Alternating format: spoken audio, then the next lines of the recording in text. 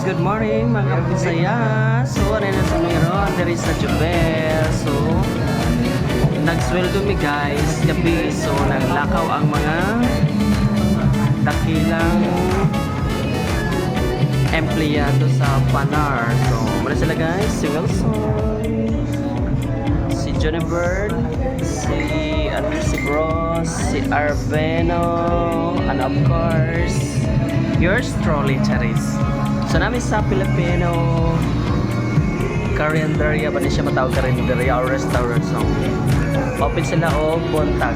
So, mga guys, so, dagat kayo pagpipilian.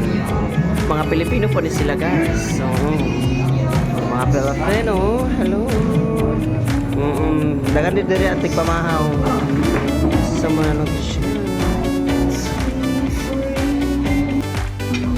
So guys, diabot na nga mong sudan.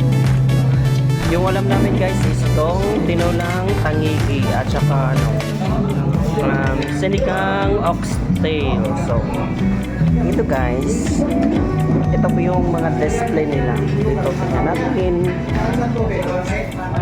May mga ano pa sila, mga calderita, mixado, at saka may ham pa sila, ham. Okay. At may panghimagas pa po sila dito na mahablangka, biko, at saka budbud pinagahi, charis.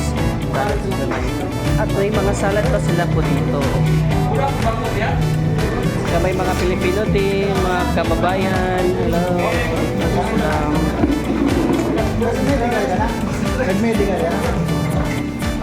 Wala pa mong order o sapsoy na lang yung wala. Guys, so maraming kaon. So, nagparenta po ko nasa live broth salad. Tag 10 real lang siya guys. So, ito. Para na lang sa Pilipinas guys. So, di ba masarap din? Tikman natin.